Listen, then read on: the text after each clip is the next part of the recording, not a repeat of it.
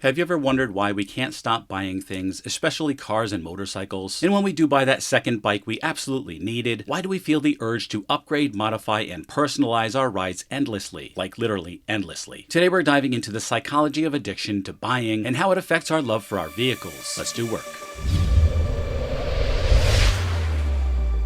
You're going to want to stay until the end of this video to get the full perspective on this topic and, more importantly, how to stop yourself from making big mistakes that many of us struggle with. We've all felt it. When I ordered my 2018 Mustang GT, it was a several-month wait. I still remember to this day. I thought about the car every single day, multiple times, and even literally moved my hand, fantasizing about shifting through the gears while I worked. When I got it, I was in love with the looks, the sound, the new car smell, and that euphoria blocked out the staggering $600+ car payment I probably shouldn't have had. And that's probably why I felt the need for that Roush Axleback exhaust I bought.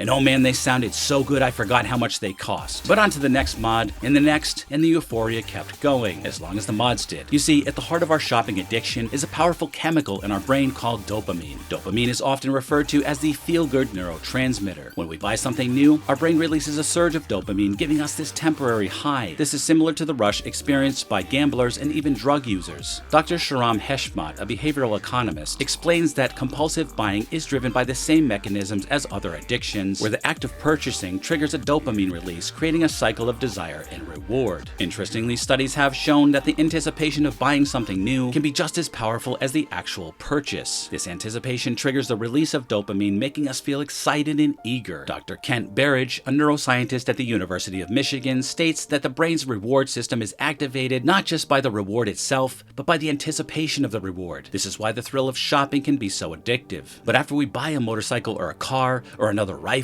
or a toy of your choice, why doesn't the satisfaction last? Even though the Ducati Diavolo is my favorite motorcycle of all time, why did I sell mine after less than 2 years of ownership and after investing literally $10,000 modding it? The answer lies in the cycle of desire and satisfaction. Once the initial excitement of a new purchase fades, we start craving that dopamine rush again. This leads us to buy more accessories, modifications, or even a new vehicle altogether. In the case of my Mustang GT, thankfully, it blew up around 4,000 miles, so I had the opportunity to reflect on my poor choices and make a better one, such as buying a used Honda Accord and saving the rest of the money. Thankfully, again, there were plenty of Hondas on the market, so I bought a brand new Shelby GT350.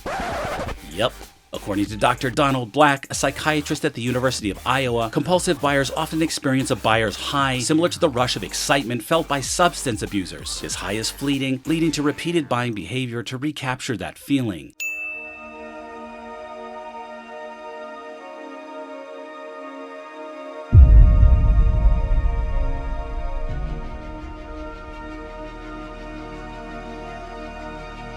And boy did that Shelby GT350 excitement last. For a few days. Until I needed a nitrous build, which sunk another $4,000 of money that should have went towards my future, and the nitrous system didn't even work. But let me tell you, that E85 tune, actually multiple tunes I bought, kept me happy for about a month or so. Anyway, this vicious cycle is further reinforced by the concept of hedonic adaptation. Essentially, we quickly get used to new possessions, and their ability to make us happy diminishes over time. For me, about 3 seconds. This drives us to seek out new purchases to regain that sense of excitement and satisfaction. Dr. Sanja Lubobursky, a psychologist at the University of California, Riverside, explains that hedonic adaptation is the process by which we become accustomed to new things and their impact on our happiness diminishes. She continues, this is why the joy of a new purchase often fades quickly. Consumer culture also plays a significant role in fueling our addiction. Advertisements and social media constantly bombard us with images of the latest models and must-have accessories. This creates a sense of urgency and fear of missing out, pushing us to make impulsive purchases, even to the detriment of our family lives, when money could be better spent on family and/or when it causes friction at home. Dr. April Lane Benson, a psychologist specializing in compulsive buying, notes that advertising and social media amplify our desires by presenting an idealized version of life that seems attainable through consumption. Moreover, the rise of influencer culture has intensified this effect, including yours truly. Influencers often showcase their latest purchases, creating a sense of envy and desire among their followers. This can lead to a cycle of comparison and competition where we feel compelled to keep up with others by buying more. In fact, because I taught myself how to vlog from other YouTubers who did the same, the only way I thought I could grow this channel was by allowing my subscribers to live vicariously through me by experiencing the well over $100,000 of motorcycles I've purchased and modded over the past 3 years. But what I've found is the audience would be better served from a wider variety of motorcycles and cars than I can actually afford. I'm not Jay Leno. And after a lot of friction at home, you know, happy wife, happy life, I've taken a step back and decided to hopefully work with more dealers to do ride-in reviews of more vehicles and keep my personal motorcycles to what I can afford. Dr. Tim Kaser, a psychologist known for his work on materialism, explains that social comparison is a powerful driver of consumer behavior. When we see others with new and desirable possessions, we feel pressure to acquire similar items to maintain our social status. Personalization is another key factor. For many, cars and motorcycles are more than just modes of transportation. They are extensions of our identity. Customizing our rides with new mirrors, exhausts, performance mods, and cosmetics allows us to express ourselves and stand out from the crowd. Dr. Kit Yarrow, a consumer psychologist, explains that personalization of vehicles is a way for individuals to assert their identity and uniqueness. It provides a sense of control and personal satisfaction. This desire for personalization is deeply rooted in our psychology. We have an innate need to feel unique and special, and customizing our possessions helps us fulfill this need. It also allows us to create a sense of ownership and attachment to our vehicles. However,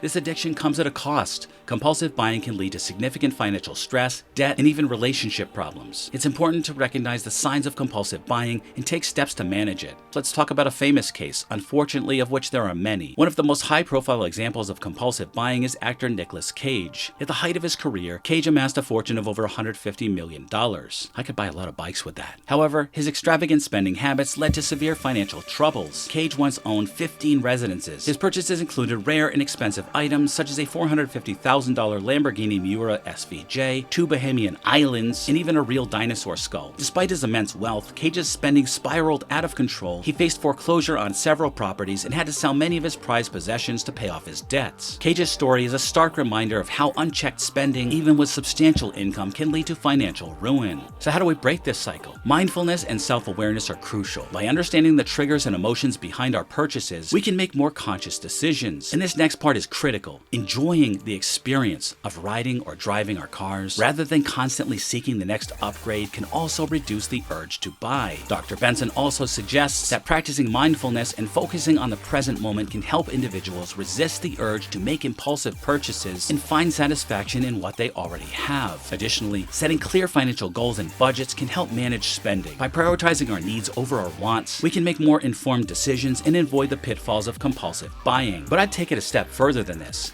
PSA, if you're not a Christian, please indulge your host for a minute. I promise your ears won't catch on fire. We are born sinners and inherently self-serving and greedy. Temptation is real and it's all around us. Whether you're a believer or not, the Bible offers timeless wisdom on the dangers of greed and the pursuit of material wealth. It reminds us that true satisfaction cannot be found in possessions. Knowing people who have 7, 10, or more motorcycles, some of them have told me, and I can see in others, that they're never satisfied. Ecclesiastes 5:10 says, "Whoever loves money never has enough. Whoever loves wealth is never satisfied with their income. This too is meaningless." This verse highlights the insatiable nature of greed. No matter how much we acquire, it will never be enough to truly satisfy us. Proverbs 15:27 warns, "The greedy bring ruin to their households, but the one who hates bribes will live." These scriptures remind us that the pursuit of material wealth can lead to personal and financial ruin. True contentment comes from appreciating what we have and living within our means, and always giving thanks to God for everything. Hebrews 13:5 advises, "Keep your lives free from the love of money and be content with what you have, because God has said, 'Never will I leave you,